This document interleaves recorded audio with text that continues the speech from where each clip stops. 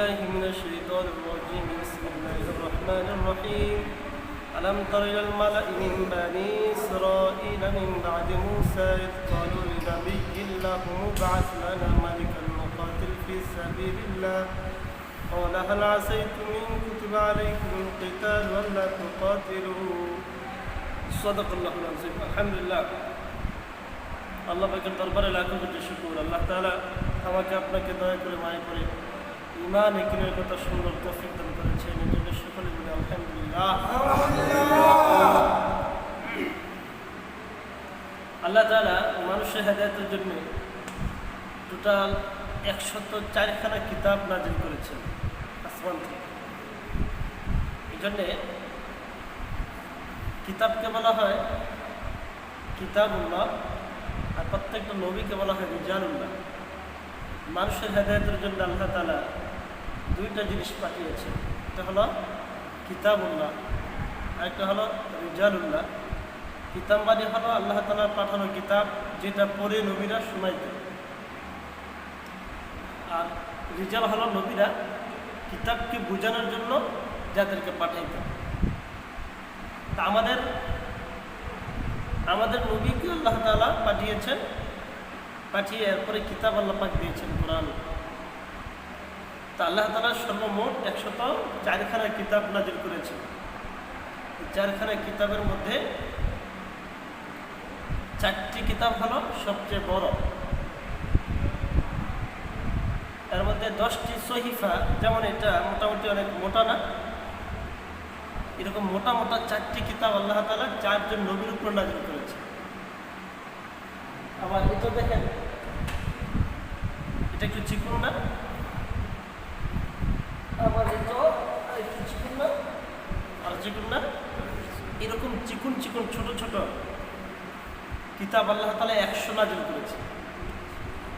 আর এরকম মোটা মোটা 4টা কিতাব নাজিল করেছে। তো ইব্রাহিম আলাইহিস সালামের উপরে এমন ছোট ছোট 10টা কিতাব নাজিল করেছে তার জাতিকে হেদায়েতের জন্য। তো ওই 100 কিতাবকে বলা হয় সহিফা, মানে ছোট্ট কিতাব। আর এরকম বড় বড় আর মোটা মোটা কিতাবকে বলা হয় যে কিতাব, এগুলো বলা হয় কিতাব। তো এরকম 4টি কিতাব 4 জন নবীর উপর আল্লাহ তাআলা নাজিল করেছেন। তো হাদিস শরীফে ফাজালে আমলে হাদিসটা আছে, আন ওয়াসিলাতা রাফাআহু উতিতু মা কারাত তাওরাত সাবআ ওয়া উতিতু মা কারাত যাবুর আল-মুঈন ওয়া উতিতু মা কারাত ইনজিল আল-মাসানি ওয়া ফুদ্দিলতু বিল মাফাসসিল। যে আল্লাহ তাআলা হাদিস শরীফে আছে, নবীজি বলেন যে তাওরাত আল্লাহ তাআলা কার উপর নাজিল করেছেন? দাউদ আলাইহিস সালাতু ওয়াস সালাম, মুসা আলাইহিস সালাতু ওয়াস সালামের উপরে তাওরাত কিতাব নাজিল করেছেন। তারপরে ঈসা আলাইহিস সালাতু ওয়াস সালামের উপরে ইনজিল কিতাব নাজিল করেছেন। দাউদ আলাইহিস সালাতু ওয়াস সালামের উপরে জাবুর নাজিল করেছেন। আর আমাদের নবীর উপরে কি নাজিল করেছেন? কোরআন নাজিল করেছেন। এই 4টি মোটা মোটা কিতাবকে 4 জন নবীর উপর নাজিল করেছেন। মুসা নবী, দাউদ নবী, ঈসা নবী এবং আমাদের নবী। মুসা নবীর উপরে তাওরাত, দাউদ নবীর উপরে জাবুর, ঈসা নবীর উপরে ইনজিল, আমাদের নবীর উপরে কোরআন। হাদিস শরীফে রাসূল বলেন উতিতু মা কারাত তাওরাত। এই টোটাল আল্লাহ তাআলা 104খানা কিতাব আসমান থেকে নাজিল করেছেন। আর এই কোরআনে কারিমের ভিতরে 114টি সূরা আছে। কয়টা? 114টা সূরা আছে। নবীজি বলেন উতিতু মা কারাত তাওরাতি, তাওরাতে যত কিছু নাজিল করেছেন আল্লাহ তাআলা, এই সবগুলা আমাকে সাবআ, মানে কোরআনের প্রথম 7টা সূরার মধ্যে সকল বিধিবিধান তাওরাতের আল্লাহ পাক নাজিল করে দিয়েছেন। তাহলে কোরআনের 14 সূরার মধ্যে প্রথম 7টা সূরার বিধিবিধান যে ব্যক্তি মানবে, সে ব্যক্তি মুসা নবীর তাওরাতের উপরেও কেমন যেন সে মেনে গেল। আচ্ছা, ওতিতু প্রথম 7টা, ওতিতু মা কারাত যাবুরি, জাবুরের পরিবর্তে নবীজি বলেন জাবুরের পরিবর্তে আল্লাহ তাআলা আমাকে মিন দিয়েছেন। মিন মানে 7টার পরে 20টা সূরাকে মিন বলা হয়। এর মানে 20টা সূরার বিধিবিধান কোনো ব্যক্তি যদি মানে, তাহলে সে ব্যক্তি জাবুর কিতাব কেমন যেন সে মেনে গেল। এরপরে বলেন উতীতু মা কানা ইনজিল আল মাসানি, যে ইনজিলের পরিবর্তে আল্লাহ তাআলা আমাকে মাসানি দিয়েছেন। এরপরে 12টা না 17টা সূরা, ওটাকে বলা হয় এটা আছে কালামে পাকের প্রথম 7টি সূরাকে তিওয়াল বলা হয়, উহার পরবর্তী 11টি সূরা মিম বলা হয়। আচ্ছা, তাহলে প্রথম 7টার পরিবর্তে রাসূল বলেন আমাকে আল্লাহ তাআলা সাবা দিয়েছেন। তাওরাতের পরিবর্তে প্রথম 7টি সূরা আল্লাহ তাআলা আমাকে দিয়েছেন।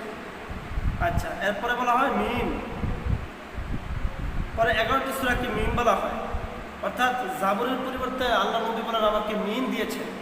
মানে 7টার পরের 11টা সূরার যে ব্যক্তি মানবে, সে কেমন যেন জাবর কিতাবের উপরও সে আমল করে ফেলবে। আচ্ছা, অথবা 20টি সূরা, 7টার পরের 20টি সূরাকে বলা হয় মাসানি। নবীজি বলেন যে ঈসা নবীর উপর যে ইনজিল নাজিল করেছেন আল্লাহ তাআলা, ওই ইনজিলের পরিবর্তে আল্লাহ তাআলা আমাকে পরের 20টি সূরা দিয়েছে। তাহলে প্রথম 7টি, এরপরে 11টি, কটি হলো 18টি, এরপরে হলো গিয়া 20টি, কটি হলো এই 38টি সূরা এর বিধিবিধান নবীজি বলেন কোনো ব্যক্তি যদি মানে, তাহলে সে পূর্ববর্তী সকল নবীর উপর যত কিতাব নাজিল হয়েছে, যত বিধিবিধান নাজিল হয়েছে, সকল বিধিবিধান সে কেমন যেন মেনে গেল। এরপরে যে আরও যে 114টা সূরা থেকে 38টা বাদ দিলে আরও যে বাকি সূরাগুলার বিধিবিধান, আল্লাহ নবীজি বলেন ফুদ্দিলতু বিল মাফাসসিল, পরবর্তী সূরাগুলো আমাকে আল্লাহ তাআলা বিধিবিধানগুলো আল্লাহ তাআলা আমাকে অতিরিক্ত দিয়ে আমাকে সম্মানিত করেছে।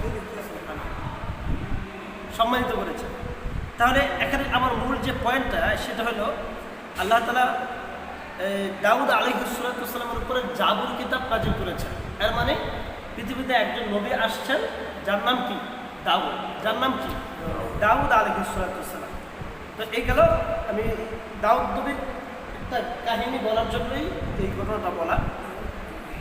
তো দাউদ আলাইহিস সালাম একজন নবী ছিলেন, আল্লাহ তাআলা ওনাকে নবী বানিয়ে পাঠিয়েছেন।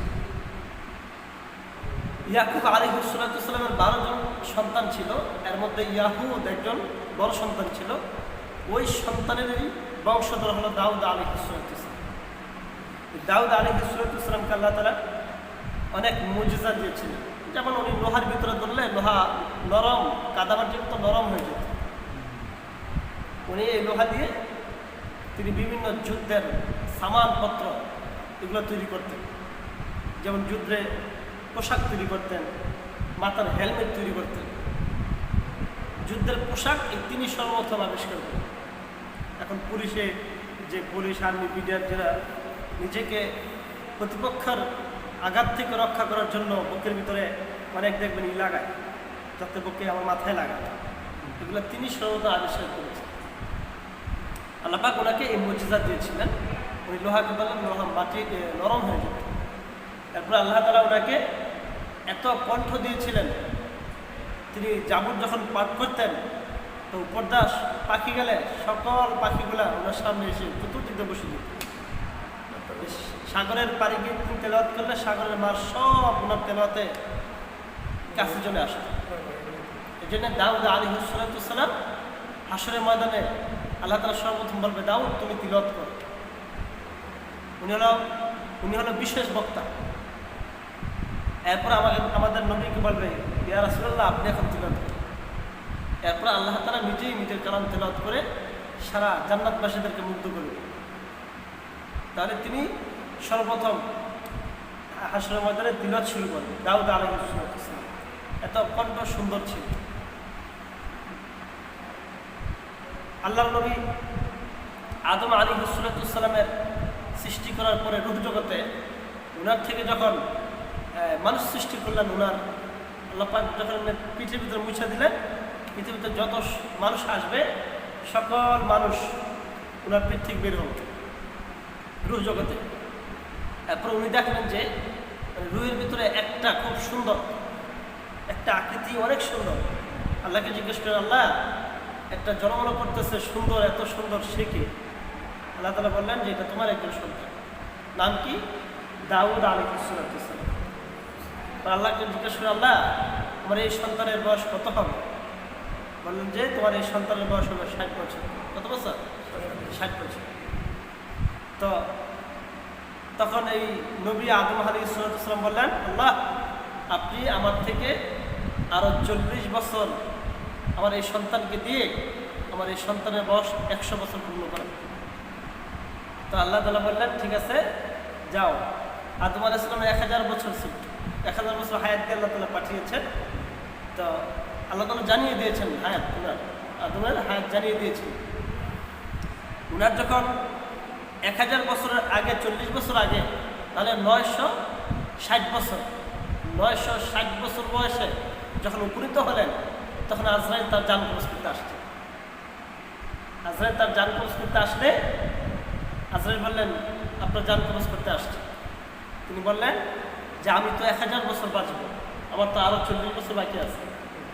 তখন আজরাইল বললেন যে আল্লাহ তাআলা আমাকে জানিয়েছে যে আপনি নাকি আপনার সন্তান দাউদকে আপনার থেকে 40 বছর দিয়ে দিয়েছিলেন, আপনার মনে আছে কিনা? তখন তিনি ভুলে গেছেন। না আমার তো মনে নেই।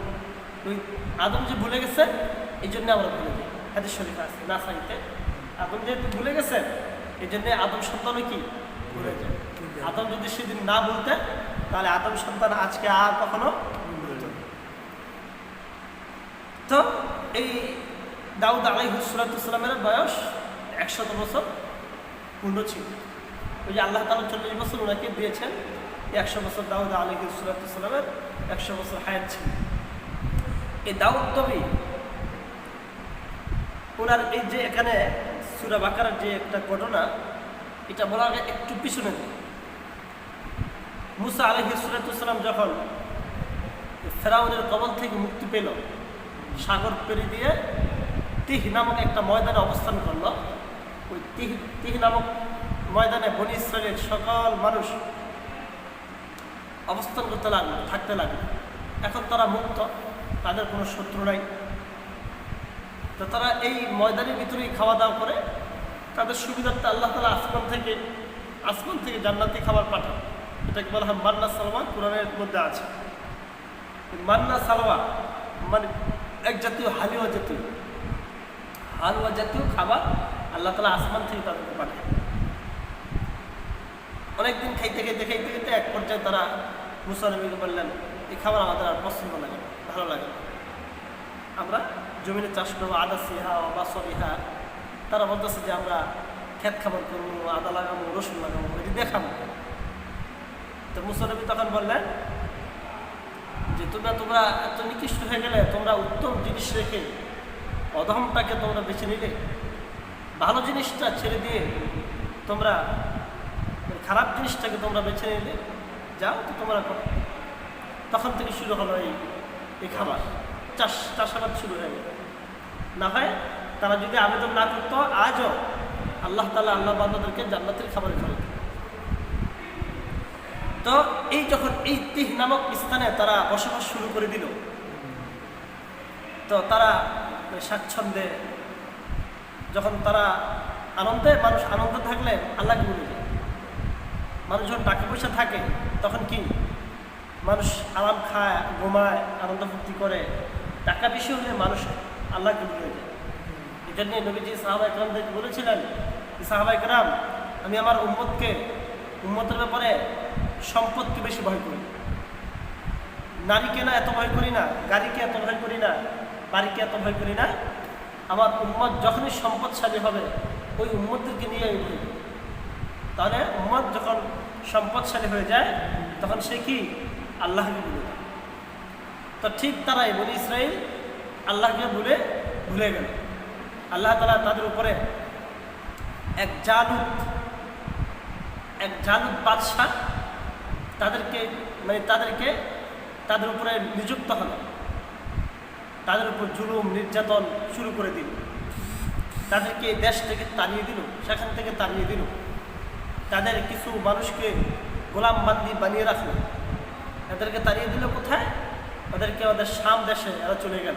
ওদের দেশ থেকে যখন 3 নামক স্থান থেকে তাড়িয়ে দিল, তখন তারা শাম, ফিলিস্তিন, বাইতুল মুকাদ্দাস ওই দেশে গিয়ে তারা বসবাস শুরু করল। এরপরে যাইতে অনেকদিন পরে একজন নবী ছিল শামুইল। ওই শামুইল নবীর কাছে গিয়ে তারা কিছু মানুষ বলল যে আমরা তো আমাদের জায়গায় আমাদের দেশে থাকতে পারলাম না, আমাদেরকে তাড়িয়ে দিল, আমাদের বাড়ি ঘর ধন সম্পদ সব নিয়ে নিল, তখন আমরা তাদের বিরুদ্ধে যুদ্ধ করব। আমাদেরকে একজন সাহসী সিপাহ সালার সেনাপতি আমাদেরকে আপনি একজন সেনাপ্রধান দেন। তখন ওই শামুইল বাদশাহ, শামুইল নবী, তিনি বললেন হ্যাঁ আল্লাহ আল্লাহ তারা তো চাইতেছে একজন সেনাপতি, আপনি একজন সেনাপতি বলে দেন।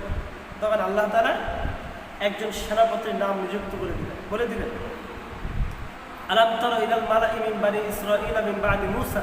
আল্লাহ তাআলা বলেন, হে ইয়া নবী আল্লাহ মুহাম্মদ, আপনাকে জানাচ্ছি ওই জাতির কথা, বনি ইসরায়েলের ওই জাতি যারা মূসা নবীর মৃত্যুর পরে তারা আবদার করেছিল, ইয ক্বালু লিনাবিয়্যিন, তারা গিয়ে একজন নবীর কাছে বলল, ওই শামুইল নবীর নাম শামুইল, এই শামুইল নবীর কাছে গিয়ে বলল ইবআস লানা মালিকা, আপনি আমাদের জন্য একজন বাদশাহ সেনাপ্রধান বানান, নুকাতিল ফি সাবিলিল্লাহ, আমরা আল্লাহর জন্য জিহাদ করব, যুদ্ধ করব।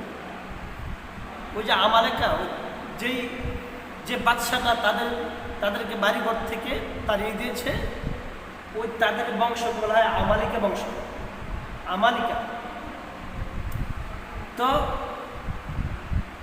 করা ওই নবী বললেন, হাল আসাইতুম ইন কুতিবা আলাইকুমুল কিতাল ওয়ালা তুকাতিলু, জিহাদের বিধান নাজিল করলে তোমরা তো আল্লাহর বিরুদ্ধে জিহাদ করতে না।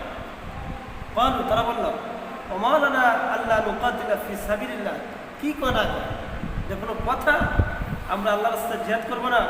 ওয়াকাদ উখরিজনা মিন দিয়ারিনা ওয়া আবনাইনা, অথচ আমাদের বাড়িঘর সব থেকে আমাদেরকে তাড়াই দিছে, আমাদের সন্তানদেরকে ওরা নিয়ে গোলামবান্দি বানাইছে, আমরা যুদ্ধ করবো না, কথা হইলেন। ফালাম্মা কুতিবা, এরা যখন স্বীকারোক্তি করছে যে হ্যাঁ আমরা যুদ্ধ করবো, জিহাদ করবো, এটা আমরা ঐক্যবদ্ধ হইলাম। ফালাম্মা কুতিবা আলাইকুমুল কিতাল, ফলে আল্লাহ তাআলা বিধান নাজিল করেন, হ্যাঁ এখন তোমরা যুদ্ধ করো। ওই জালেম বাদশাহ জালুত নাম, এই জালুতের বিরুদ্ধে তোমরা যুদ্ধ করো। ফালাম্মা কুতিবা আলাইহিমুল কিতাল, যখন তাদের উপরে আল্লাহ তাআলা জিহাদ করার বিধিবিধান নাজিল করলেন, তাআল্লাউ ইল্লা কালিলাম মিনহুম, 80,000 লোক ছিল তারা। কত হাজার? 80,000 লোক। এই 80,000 লোক তারা ওই শামুইল নবীর কাছে গিয়ে তারা আবদার করছে যে আমরা তাদের বিরুদ্ধে যুদ্ধ করব। আল্লাহ পাক বলেন, যখন তাদের উপরে জিহাদ যুদ্ধ করা ফরজ করেছি, তাওয়াল্লাহ, তারা সবগুলো যুদ্ধ থেকে বেগে গেল। ইল্লা কালিলাম মিনহুম, তাদের থেকে শুধুমাত্র 313 জন ব্যতীত। এই 80,000-এর ভিতরে সবগুলোই আর যুদ্ধ করে নেই। কেন যুদ্ধ করে নেই? বনু আমালিকা এরা ছিল দেহে বিশাল বড় বড়, বিশাল শক্তিশালী। এরা যখন শুনছে যে তারা তো বিশাল বড় বড়, এরা একজনের 3জনটা আসার মারবো, তখন আর এরা যুদ্ধ করার জন্য প্রস্তুত হয়, ধরা গেছে, ভয় পেয়ে গেছে। আমরা যেমন আছে এমনি বালা, মানে খাইয়ে থাকি আর না খাইয়ে থাকি এমনি বালা, আমরা বেড়ে নিলাম আমরা কেন আর যুদ্ধ করা। ইল্লা কালিলাম মিনহুম, তাদের মধ্যে শুধুমাত্র 313 জন যুদ্ধে গেছে। আল্লাহু আলিমুন বিযালিমিন ওয়া ক্বালা লাহুম নাবিয়্যুহুম ইন্নাল্লাহা ক্বাদ বা'আসা লাকুম তালুতা মালিকা। এখন তারা এসে ওই শামুইল নবীর কাছে বললেন যে আমাদেরকে একটা বাদশা দেন, একটা সিপাহ সালার দেন। তখন আল্লাহর আদেশে ওই শামুইল নবী বললেন যে আল্লাহ তাআলা তোমাদের জন্য একজন তালুত বনি ইসরায়েলদের মধ্যে থেকে একজন শক্তিশালী লোক ছিল, কিন্তু গরিব। দেওয়া ছিল খুব বাহাদুর, মেধা ছিল, বুদ্ধি ছিল, কিন্তু গরিব ছিল। তো ওই শামুইল নবী বললেন যে তোমাদের মধ্যে থেকেই, তালুত নাম ছিল ওই লোকটা, যে শক্তিশালী লোকটা, যে তালুতকে আল্লাহ তাআলা তোমাদের জন্য সিপাহ সালার সেনাপতি বানিয়েছে, তোমরা তার কথা মতো চলো এবং একে নিয়ে তোমরা যুদ্ধ যাও। এরা এসে নবীকে বলল, বলো আন্না ইয়াকুনু লাহুল মুলকু আলাইনা ওয়া নাহনু আহাক্কু বিল মুলকি মিনহু। ঠিক কর না, এটি গরিব মানুষ, এর কোনো নাই ক্ষমতা, নাই কোনো বাড়িঘর। আন্না ইয়াকুনু লাহুল মুলকু, সে কীভাবে আমাদের মালিক হবে? ওয়া নাহনু আহাক্কু বিল মুলকি মিনহু, তার থেকে আমাদের সম্পদ বেশি, তার থেকে আমাদের জমি জমা বেশি, তার থেকে আমাদের ছেলে সন্তান বেশি। এই কীভাবে নবী দিয়ে এইভাবে কীভাবে বাদশা হবে? এর আমার পছন্দ লাগে। ওলা মিথ্যা সাহাতা মিনাল মাল, একা কোনো মাল আল্লাহ তাআলা দেয় নাই, তো এ আবার কীভাবে আমাদের সেনাপ্রধান হবে? কারণ যে সেনাপ্রধান হয়, হ্যাঁ 100 মানুষ থাকলে ফকরের থেকে বিস্কুট খাওয়াইতে হবে, চাটা খাওয়াইতে হবে, বিড়ি সিগারেট খাওয়াইতে হবে, এলাকা থাকবে না। হ্যাঁ এই চিন্তা ভাবনা করে বলো যে আর টেয়া দেবো না, হ্যাঁ আপনি কী করবেন, কেন ছাড়াই তুচ্ছতা ছিল কোনো করা। সই নবী বললেন, ইন্নাল্লাহ আস্তাফাহু আলাইকুম, আল্লাহ তাআলা ওনাকেই তোমাদের জন্য নির্বাচন করেছে। কথা বেশি বলল না, আল্লাহ তাআলা যেটা ফয়সালা করে সেটা মানো। ওয়া যাদাহু বাসতান ফিল ইলমি ওয়াল জিসম, তোমরা কি দেখো না আল্লাহ তাআলা ওনার মধ্যে শরীর স্বাস্থ্য সুঠাম দেহের অধিকারী বানিয়েছেন এবং তোমাদের থেকেও এর তীক্ষ্ণ মেধা বুদ্ধি আছে। একজন সেনাপ্রধান হইলে হ্যাঁ তার তীক্ষ্ণ বুদ্ধি লাগে, বুদ্ধি লাগে শক্তিও লাগে। একটা মূল ফ্যাক না, ফ্যাক দ্বারাই কি বুদ্ধি, যে কোন দিকটা সূত্র আসতেছে, এই দিকটা পর্যন্ত এই দিকটা পর্যন্ত সিস্টেম করে একটা জয় করতে হবে, এরকম বুদ্ধি লাগে। ওই বুদ্ধিটাই তার উপরে ছিল। আল্লাহু ইউতি মুলকাহু মান ইয়াশা, তো ওই স্বামী নবী বললেন রাজত্ব তো আল্লাহ তাআলা যাকে দিয়ে চায় তাকেই রাজত্ব দিতে পারে। তো এই তালুত একে দিয়ে আল্লাহ তাআলা তোমাদের জয় দেবে, সুতরাং তোমাদের সমস্যা কি? আল্লাহ তাআলা যাকে চান তাকে দিয়েই রাজত্ব দিতে পারেন, জয় দিতে পারেন, এতে কোনো সমস্যা নাই, যাও তোমরা যুদ্ধ করো। আল্লাহু ওয়াসিউন আলিম। ওয়ালা লাহুম নাবিয়্যুহুম ইন্না আয়াতা মুলকি, যখন ওই নবী তাদেরকে এই কথা বললেন তখন তারা আবার দ্বিতীয় প্রশ্ন করলেন।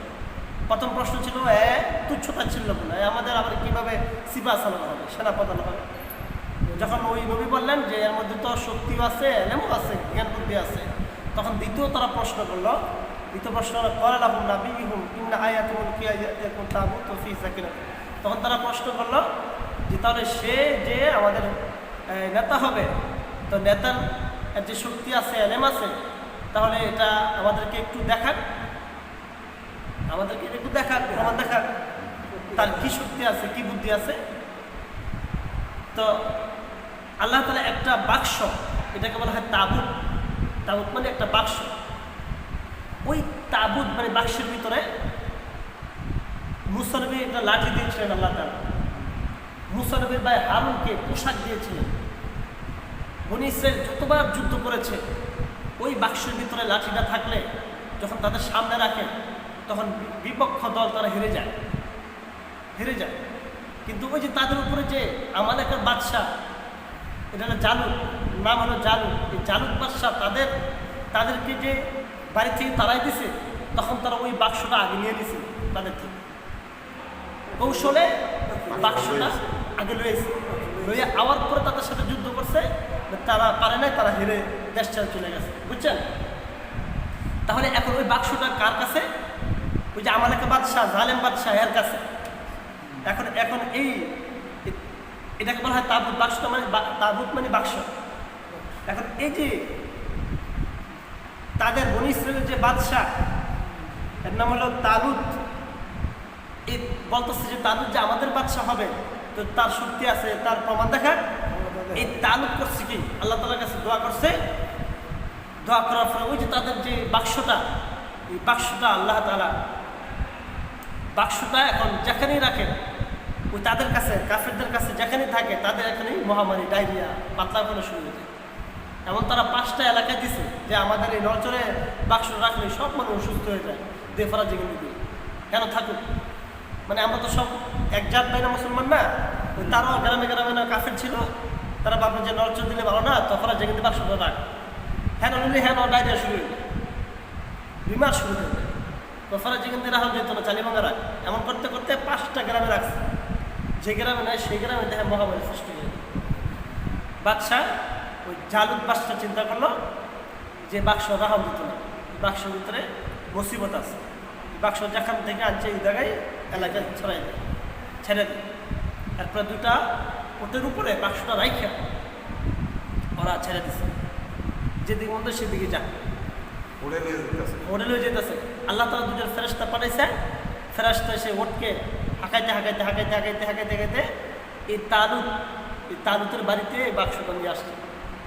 তালুত মানে মুসলমানদের যে বাদশাহ, হ্যাঁ, যাকে বানাইতে চাইছিল একজন নবী, যাকে বাদশাহ বা সেনা সিপার বানাইতে চাইছিল, বাদশাহ বানাবে। তখন তিনি এলাকার সকল লোকদেরকে বললেন, ওই শামুল নবীকে সংবাদ দিলেন যে আল্লাহ তাআলা আমার কাছে অকালাহুম নাবিয়ুহুম, তাদের নবী বলল, ইন্না আয়াত মুলকিহি, তোমাদের ওই ব্যক্তির মানে রাজত্ব, তাবুত ফিহি, তার কাছে রয়েছে তাবুত, বাক্সটা আছে। তোমরা যে জানতে চাইছিলা তার কি শক্তি আছে, তার কি সামর্থ্য আছে, তোমরা তোমাদের যে বাক্সটা হারাই ফেলছ ওইটা তোমরা তার বাড়ি থেকে দেখো। সাকিনাতুম মির রাব্বিকুম ওয়া বাকিয়াতুম মিম্মা তারাকা আলু মুসা ওয়া আলু হারুনা তাহমিলুহুল মালাইকা, যে বাক্সের ভিতরে আছে মুসা নবীর ছেড়ে দেওয়া লাঠি আর অন্যান্য জিনিসপত্র এটার ভিতরে আছে। এইটা নিয়ে আসছে ফেরেশতা নিয়ে আসছে। থাকবো ইন্না ফি যালিকা লাআয়াতান লাকুম ইন কুনতুম মুমিনিন। ওই শামুল নবী এদেরকে ডাক দিয়ে বলছে যে তোমরা যে বাদশার শক্তি সামর্থ্য দেখতে চাইছিলা, এখন তোমাদের সেই বাক্সটায় বাদশাহ বাড়ি থেকে দেখো। এই দরবাইন্দা অনেক মানুষ আইছে, আইয়া দিয়ে ঠিক করে বাক্স দেখলাম যে আমাদের বাক্স দিয়ে এখানে কেমনে লুড়ে। তো তখন তারা আত্মস্থ হইল যে না, ভয়ে আমাদের বাদশাহ হওয়ার উপযুক্ত, মানছে, বাদশাহ মানছে। ফালাম্মা ফাসলা তালুত বিল জুনুদি, এখন বাদশাহ যেহেতু মানছে যুদ্ধ করবে, যুদ্ধ করার জন্য তো বাদশাহ আগে আরো চাইছে। আচ্ছা, বাদশাহরা মানছে, 80,000 মানুষ বাদশাহ মানছে। এখন বাদশাহ যে কথা বলে সে কথা শুনতে হবে। তো এদেরকে নিয়ে এখন ওই আমালেকা বংশের যে কাফের জালুত নাম, এই জালুতের বিরুদ্ধে যুদ্ধ হবে। সামনে পরে একটা খাল, আমাদের বান্দা খাল বা এমন একটা খাল পরে আর কি। তো প্রচণ্ড রৌদ্র, গ্রীষ্মকালে কি রৌদ্র হয় না, মাটিতে একটা জায়গা এরকম মাটি ফাটা রৌদ্র। আল্লাহ তাআলা পরীক্ষা যে তোমরা কি মুমিন নাকি তোমরা ফাঁস, এগুলো পরীক্ষা হবে। পরীক্ষার পরেই বিজয় দিবে, এটা আল্লাহ তাআলার ওয়াদা। কোনো মুমিনকে সফলতা দিবি না যতক্ষণ পর্যন্ত তাকে পরীক্ষা না ফেলা, পরীক্ষা খারাপ। ফালাম্মা ফাসলা তালুত বিল জুনুদি ক্বালা ইন্নাল্লাহা মুবতালিকুম বিনাহার।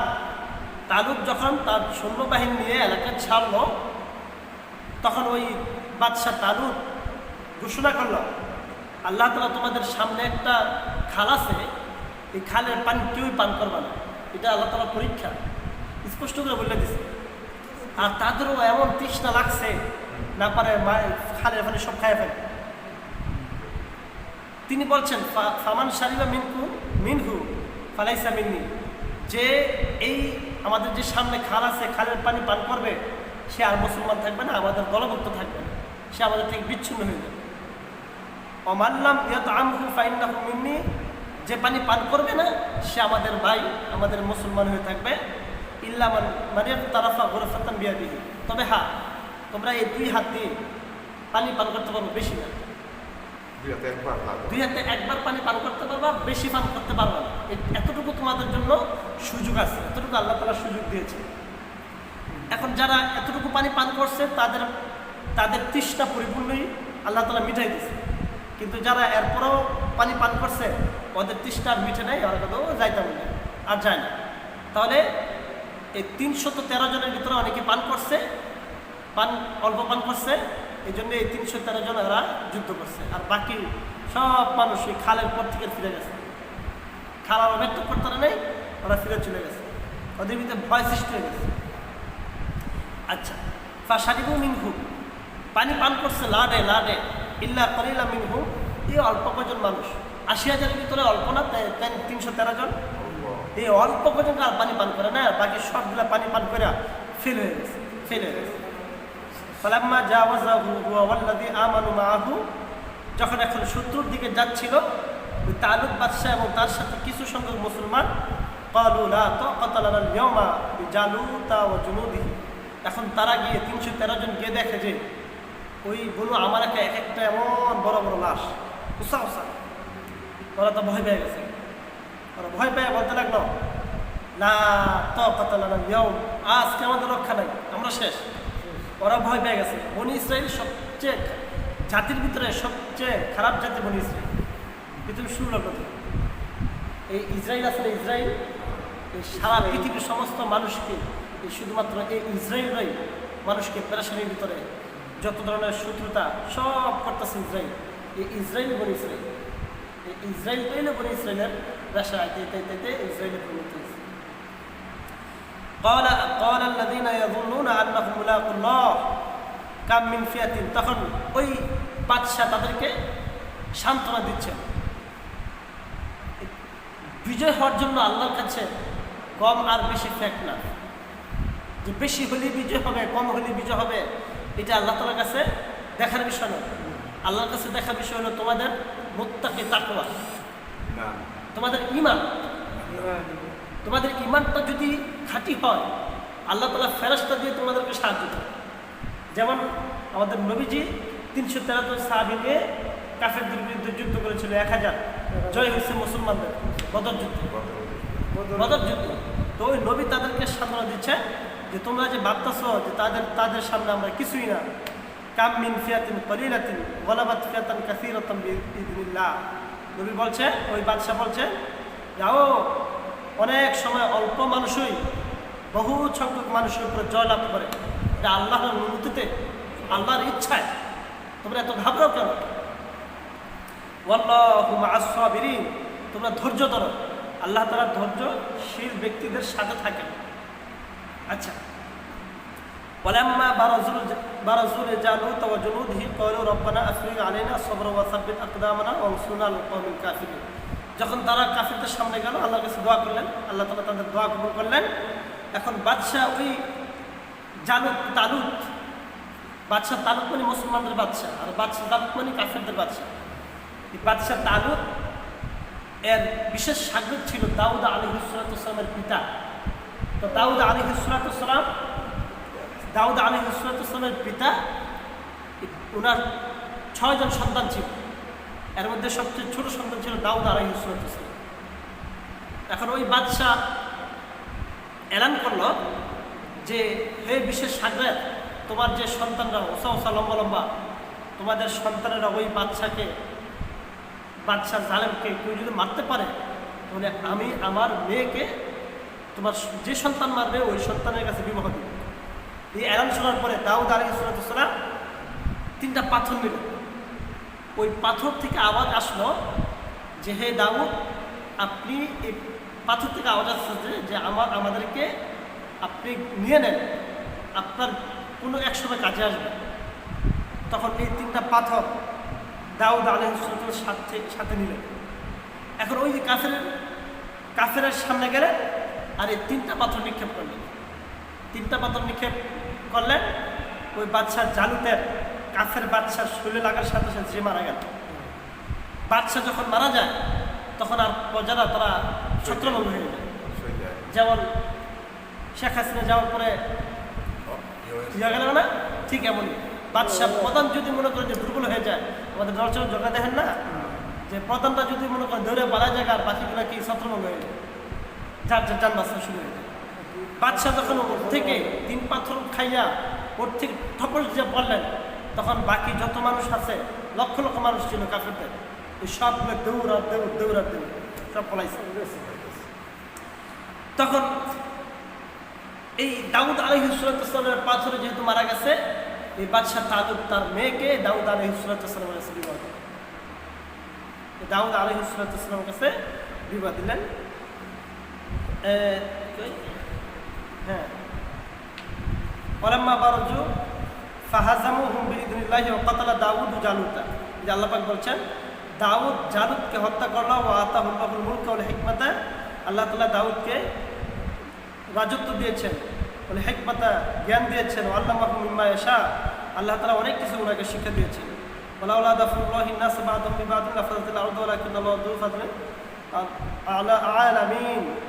তা আল্লাহ তাআলা বলছেন যে এই যে দাউদ আলাইহিস সালামকে রাজত্ব দিয়েছিলেন, তো বাদশার ভিতরে সকল নবীদের ভিতরে দাউদ নবী এবং ওনার ছেলে সুলাইমান এরা ছিল বাদশাহ প্লাস নবী। বাদশাহ ছিলেন, আবার কি ছিলেন? নবীও আল্লাহর নবীও ছিল। এই হলো দাউদ আলাইহিস সালাম। তো দাউদ আলাইহিস সালাম আল্লাহ তাআলা হিকমত এবং জ্ঞান দিয়েছিলেন। পাশাপাশি সুলাইমান আলাইহিস সালাম, ওনার ছেলে সুলাইমান আলাইহিস সালামকেও আল্লাহ তাআলা বিচারের ক্ষমতা দিয়েছিলেন। বিচার যেমন দুইটা মহিলা আসছে, যে দুইটা মহিলার ভিতরে দুজনেই দাবি করতেছে। এক মহিলা বলতেছে যে এটা আমার সন্তান। দাউদ নবীর কাছে আসছে বিচারের জন্য, যে দুইজন মহিলা একই সন্তান নিয়ে দাবি করতেছে, সন্তান কোলের সন্তান। কোলের সন্তান বলতে পারবো যে এটা আমার মা, এটা আমার মা, বলতে পারতো।